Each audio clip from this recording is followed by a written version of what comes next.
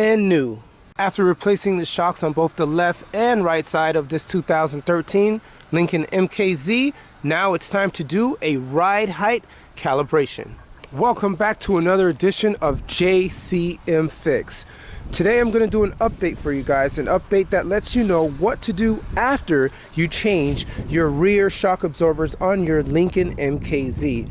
Previously I did a video where I showed you exactly what to do to change those rear shock absorbers, because as you know, with these Ford Fusions, Lincoln MKZs, these cars usually have a problem with the rear shock absorbers and the actual shock absorber mounts, where they usually disintegrate and start to lose gas and start clanging and banging in the back, making you think that there's something truly wrong with your car. But lo and behold, it's usually the rear shock absorbers. So this is a 2013 model that was made in late 2012, and now in December, currently right now, the car is exactly 12 years old.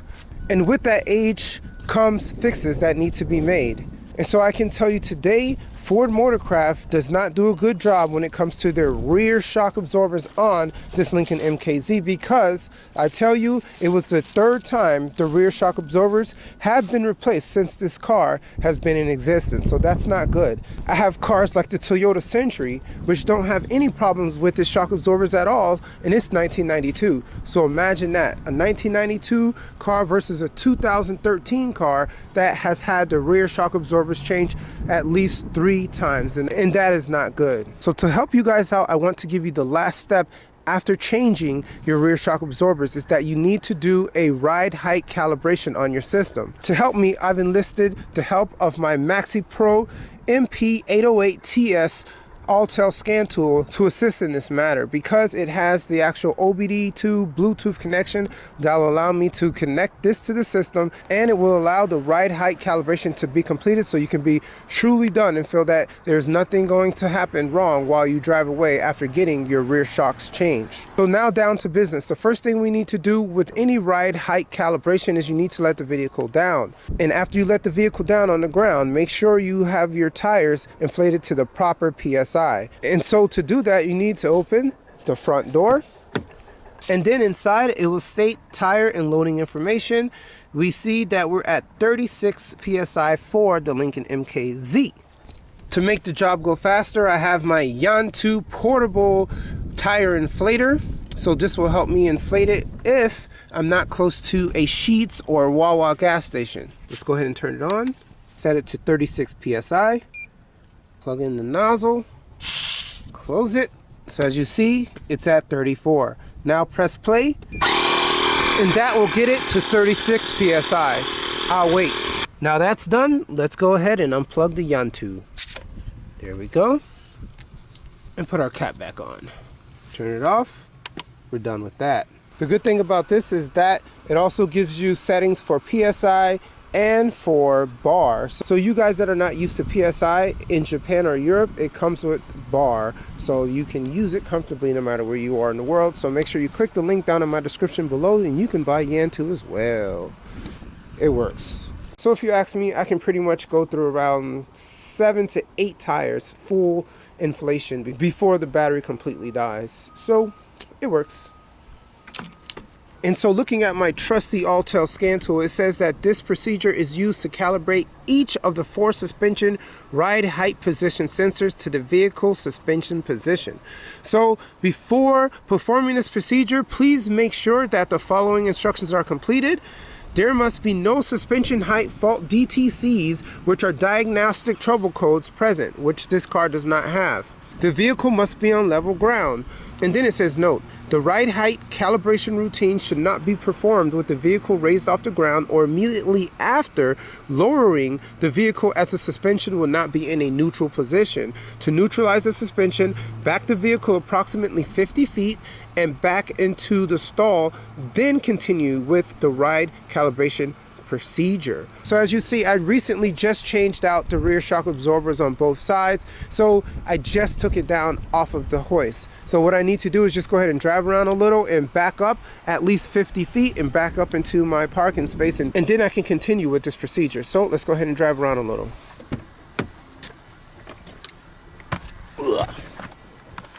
Safety first.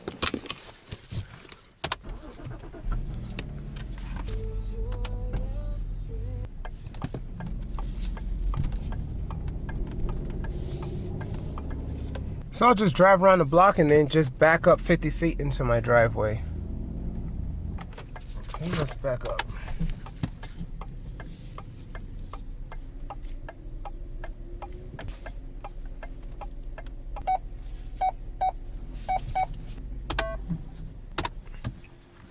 Okay, so now that I neutralized the suspension by backing the vehicle approximately 50 feet, now let's go ahead and continue with the calibration procedure. Now first, let me show you how to use this Autel scan tool from start to finish. So let's go ahead and get our Bluetooth dongle.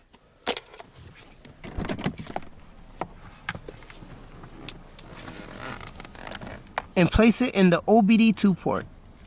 And after plugging it in and seeing that it registers to the actual Autel device, you'll see that it's blue, so it's connected. Now, let's go ahead and press the engine button once, but do not start the car. Now, let's go to service, suspension, then auto detect, and now it'll scan the car. From here, we'll go to automatic selection, read again, okay. Confirm your vehicle profile, yes. And then from there, we'll go to hot functions. And then under the suspension banner, you'll see Ride Height Calibration. So I have already read all of these instructions for you. So now the next step from there is no occupants in the vehicle. And then it states key on, engine off. So the key is on and the engine is off. So it says, do you wish to continue? So what I think that means is for me to get out of the vehicle. So you hear the beep letting you know that the ignition is on. So key on, engine off, yes. And then from there it states Ride Height Calibration, and it says empty, 1/4 full, half full, 3/4 full, full. So I'm thinking it's referring to the actual gasoline. And the gasoline is half full. So let's go ahead and click half full. And there you go. Front left, calibration successful. Front right, calibration successful. Rear left, calibration successful. Rear right, calibration successful. Operation in progress, please wait. Now it says turn the ignition off and then turn it back to run.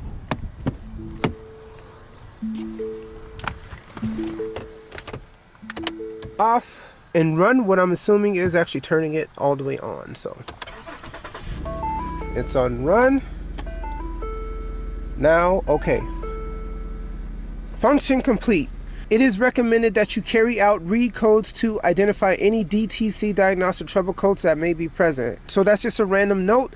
It doesn't have any DTC codes. I've already checked beforehand. So there's no need to worry after doing any major suspension work. So definitely do this. So get yourself a MaxiPRO Autel scanner as well, and it'll have this function for you to do it super fast, okay? I know many people are worried about this Ride Height calibration, but it is not hard at all. As you see, it only took me a couple of minutes. It is super easy to do. So just press OK, and function is complete. I know many people were asking me on my previous video how to do the Ride Height calibration, but I didn't show them, I just did it. So I wanted to come back and do an update for you and show you how to do Ride Height calibration. It is not hard. All you need is simply the tools to do it. All right, so if this was helpful, definitely let me know within the comment section if you think you can do this as well. I think you can. It's super easy. If I can do it, you can do it too. All right, guys, that's it. I hope you guys have a blessed day and more JCM Fix items to come on this Lincoln MKZ. Have a blessed day.